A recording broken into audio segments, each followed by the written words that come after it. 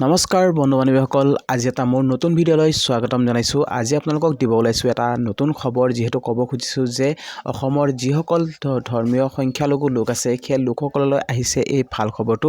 যিহেতু ধৰ্মীয় সংখ্যালঘু লোকসকলে লাভ কৰিব আপুনি ই ৰিক্সা আৰু লগতে চিলাই মেচিন আৰু বহুতো সুবিধা। তো কি সুবিধা দিয়া হৈছে, যিহেতু চিফ মিনিষ্টাৰ আছাম টুইটাৰত যিহেতু অসম মুখ্যমন্ত্ৰীয়ে এই টুইটটোত আপোনালোকক কি লিখিছে আপোনালোকক সেই টুইটটো দেখুৱাব খুজিছোঁ। তাত কি আপোনালোকে এই স্কিমৰ সুবিধা কেনেকৈ লাভ কৰিব পাৰিব গোটেইখিনি আপডেট লৈ আহিছোঁ আজি মই এই ভিডিঅ'ত। তো গতিকে আপোনালোকে ভিডিঅ'টো কোনো স্কিপ নকৰিব, শেষলৈকে চাই থাকিব।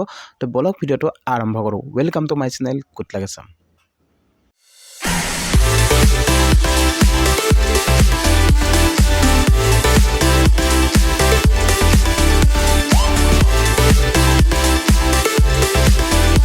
তো গাইজ প্ৰথমতে আপোনালোকক চিফ মিনিষ্টাৰ আছাম যিটো টুইট আছে সেই টুইটাৰটোত আপোনালোকক মই ইয়াত লৈ আহিছোঁ। ইয়াত আপোনালোকক দেখুৱাব খুজিছোঁ। ইয়াত লিখিছে, অসম সংখ্যালঘু উন্নয়ন বৰ্ডৰ তৰফৰ পৰা অসমৰ স্থায়ী বাসিন্দাৰ অধিসূচিত ধৰ্মীয় সংখ্যালঘু সম্প্ৰদায়ৰ বাবে কেতবোৰ সামগ্ৰী নিৰ্ধাৰিত চৰ্ত সাপেক্ষে বিনামূলীয়াকৈ বিতৰণৰ বাবে আবেদন আহ্বান জনোৱা হৈছে। তদুপৰি শিক্ষাৰ্থীসকলৰ বাবে ইউপিএছচিৰ পাঠ্যক্ৰমৰ প্ৰৱেশ পৰীক্ষাৰ বাবে কোচিং ব্যৱস্থাৰ এক পদক্ষেপো গ্ৰহণ কৰা হৈছে। তো আহকচোন ইয়াত আপোনালোকক মই দেখুৱাওঁ। তো এই টুইটটোত আপোনালোকক মই দেখুৱাব খুজিছোঁ যিটো মুখ্যমন্ত্ৰীয়ে ইয়াত আপোনালোকক এখন নটিফিকেশ্যন জাননী দিছে। তো জাননীখনত ইয়াত কি লিখিছে, অসম সংখ্যালঘু উন্নয়ন বৰ্ডৰ তৰফৰ পৰা 2023-24 বিত্তীয় বৰ্ষৰ বাবে নিম্ন উল্লেখিত সামগ্ৰী বিতৰণৰ বাবে অৰ্থ সাহায্যৰে অসমৰ স্থায়ী বাসিন্দাৰ অধিসূচিত ধৰ্মীয় সংখ্যালঘু, মানে যিসকল ধৰ্মীয় সংখ্যালঘু লোক আছে যেনে মুছলিম, খ্ৰীষ্টান, শিখ, বৌদ্ধ, জৈন আৰু পাৰ্চী এই সম্প্ৰদায়ৰ বাবে ই ৰিক্সা প্ৰথমতে আপোনালোকক ইয়াত দিয়া হৈছে। ই ৰিক্সা আপুনি লাভ কৰিব মুঠ খৰচৰ 80% চৰকাৰী অনুদান। মানে যদি আপুনি ই ৰিক্সা ল'ব বিচাৰে তেতিয়াহ'লে আপুনি 80% চৰকাৰে দিব, মাত্ৰ আপুনি 20% হিতাধিকাৰীয়ে বহন কৰিব লাগিব। তো মানে আপোনালোকক চৰকাৰে 80% যদি আপুনি ই ৰিক্সা লয় তেতিয়াহ'লে এই স্কিমৰ দ্বাৰা দি আপোনালোকে ল'ব পাৰিব ই ৰিক্সা, কিন্তু আপোনালোকে মাত্ৰ 20% আপুনি গ্ৰহণ কৰিব লাগিব। আৰু লগতে চেৱিং মেচিন মানে আপোনাৰ চিলাই মেচিন, যিটো আপোনালোকৰ ইয়াত চিলাই মেচিনৰ সুবিধা দিয়া হৈছে। চিলাই মেচিন লগতে আপোনাৰ ফেশ্বন ডিজাইন মেচিন, তাৰপিছত 4 number automatic paper plate making machine ইত্যাদি সামগ্ৰী সম্পূৰ্ণ বিনামূলীয়াকৈ বিতৰণৰ বাবে আবেদন বিচৰা হৈছে।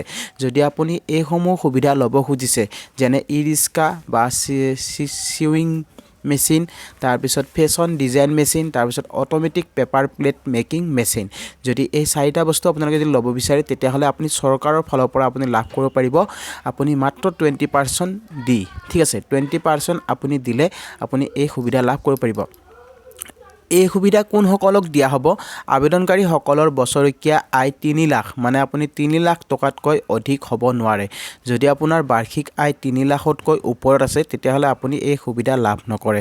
তো আপোনাৰ 3 লাখ টকাৰ তলত আপোনাৰ ইনকাম হ'ব লাগিব। ইয়াৰ উপৰি এই নথিপত্ৰসমূহৰ ফটোকপি, মূল কপি বাছনি প্ৰক্ৰিয়াৰ সময়ত লৈ আহিব লাগিব। আপুনি যদি এই সুবিধাৰ বাবে যদি আবেদন কৰিব বিচাৰে তেতিয়াহ'লে আপুনি আবেদনকাৰীসকলে অনলাইন যোগে প্ৰপত্ৰ পূৰণ কৰিব লাগিব আৰু আবেদনৰ লগতে যাৱতীয় নথিপত্ৰ আপলোড কৰিব লাগিব। ইয়াত অনলাইনত আপুনি আবেদন কৰিব লাগিব। ইয়াত আপোনালোকে যিবিলাক নথিপত্ৰ আছে সেই নথিপত্ৰবিলাক আপোনালোকে আপলোড কৰিব লাগিব। ইয়াৰ উপৰি এই নথিসমূহৰ ফটোকপি, মূল কপি বাছনি প্ৰক্ৰিয়াৰ সময়ত লৈ আহিব লাগিব। যেতিয়া আপোনালোকক ধৰক মানে আপোনালোকক ইয়াত চিলেকশ্যন কৰা হ'ব তেতিয়া আপোনালোকক এই নথিপত্ৰসমূহৰ ফটোকপি আপোনালোকে বাছনি প্ৰক্ৰিয়াৰ সময়ত লৈ আহিব লাগিব। মানে যেতিয়া আপোনালোকক বাছনি কৰা হ'ব তেতিয়া আপোনালোকে এই ফটোকপিসমূহ মানে ডকুমেণ্টসমূহ লৈ যাব লাগিব। বাছনিকৃত আবেদনকাৰীসকলক অসম সংখ্যালঘু উন্নয়ন বৰ্ডৰ তৰফৰ পৰা জনোৱা হ'ব।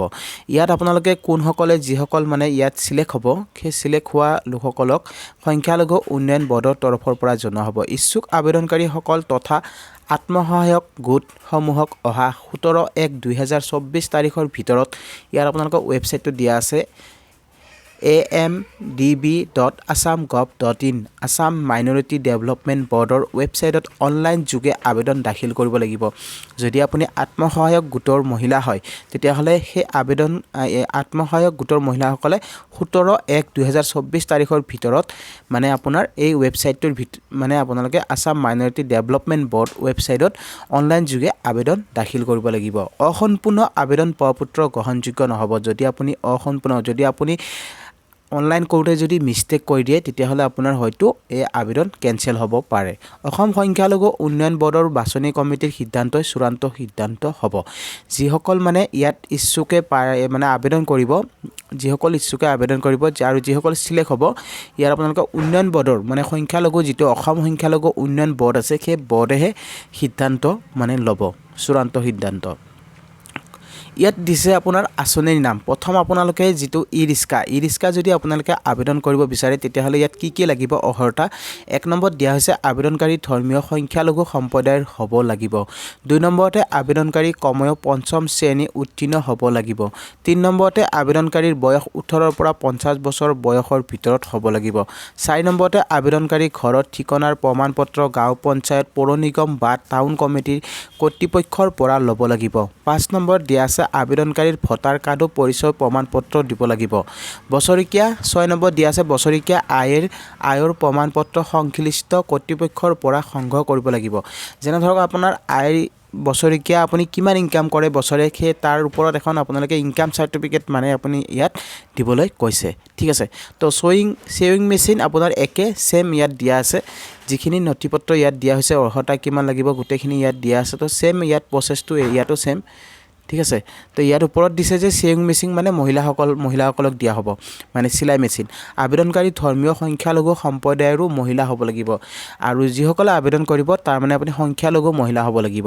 যেনে আপোনালোক কোৱা হৈছে মুছলিম, শিখ আপোনালোকৰ যিবিলাক আছে লোক সেইসকলক। ঠিক আছে, জইন।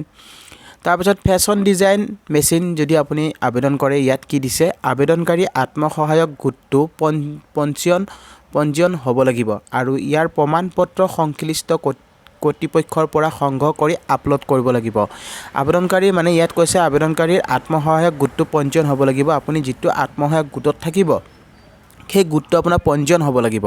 ইয়াৰ প্ৰমাণপত্ৰ সংশ্লিষ্ট কৰ্তৃপক্ষৰ পৰা সংগ্ৰহ কৰি আপলোড কৰিব লাগিব। 2 নম্বৰত দিয়া আছে আত্মসহায়ক গোটত কমেও 10জন সদস্য থাকিব লাগিব। যদি আপুনি আত্মসহায়ক গোটৰ মহিলা হয় তেতিয়াহ'লে আপোনাৰ গ্ৰুপটোত 10জন সদস্য হ'ব লাগিব।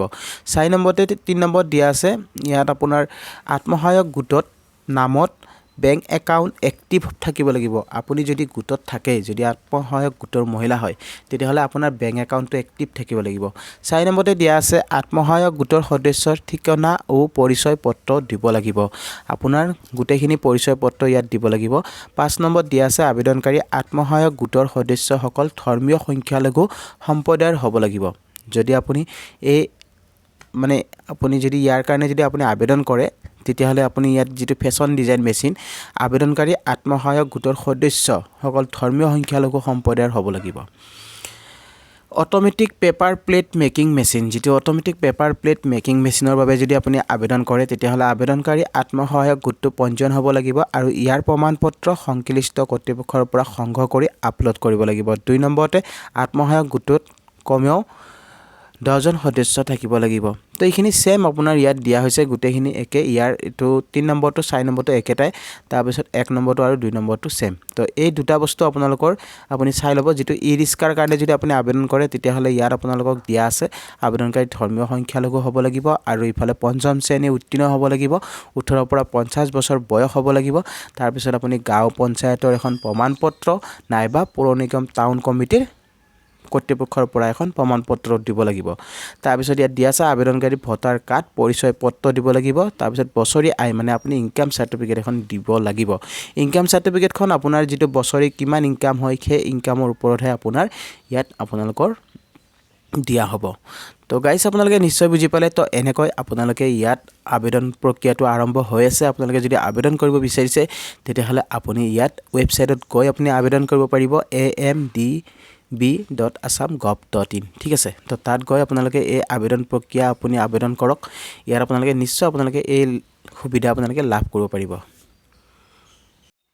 তো গাইছ আপোনালোকক মই দেখুৱালোঁ যিটো টুইটাৰত মুখ্যমন্ত্ৰীয়ে জনাইছে যে ইয়াত আপোনালোকে যদি এই স্কিমৰ বাবে যদি আপোনালোকে লাভ উঠাব বিচাৰিছে বা আপুনি যদি এই সুবিধা ল'ম বুলি ভাবিছে তেতিয়াহ'লে আপুনি অসম উন্নয়ন যিটো আপোনালোকৰ সংখ্যালঘু বোৰ্ড আছে তাত আপোনালোকে যোগাযোগ কৰিব পাৰে বা আপুনি ৱেবছাইটত গৈ এই সুবিধাৰ বাবে আপোনালোকে মানে স্কিমৰ বাবে আপুনি অনলাইন আবেদন কৰিব পাৰিব তো ইয়াত আপোনালোকে চৰকাৰে যিহেতু কোৱা হৈছে যে 80% যিহেতু আপোনালোকক চৰকাৰে দিব আপুনি যদি ই ৰিক্সা লয় বা আপুনি চিলাই মেচিন লয় তেতিয়াহ'লে আপুনি সেম আপোনালোকৰ 80% চৰকাৰে দিব আৰু 20% মাত্ৰ আপোনালোকে দিব লাগিব তো গাইজ যেহেতু ইয়াত আবেদন প্ৰক্ৰিয়া চলি আছে তো আপোনালোকে যদি আবেদন কৰিম বুলি ভাবিছে তো ডিসক্ৰিপশনত মই আপোনালোকক লিংকটো দি দিম তো তাৰ পৰা আপোনালোকে আবেদন কৰিব পাৰিব তো আই হোপ আপোনালোকে নিশ্চয় ভিডিওটো বুজি পালে তো আজিৰ ভিডিওটো আপোনালোকক এখিনি জনাব লগা আছিল আৰু ভিডিওটো চাই যদি ভাল পাইছে তেতিয়ালে এটা লাইক আৰু শেয়াৰ কৰিব নাপাহৰিব আৰু লগতে মোৰ চেনেলটো যিসকলে নতুনকৈ আহিছে তো চেনেলটো সাবস্ক্ৰাইব কৰি ৰাখিব আৰু কাষত থকা বেল আইকনটো প্ৰেছ কৰি দিব যাতে এনেকুৱা ধৰণৰ নতুন ভিডিও আহিলে সকলোতকৈ আগত পাই থাকে তো গাইজ আজিলৈ ইমানে জয় আই অসম।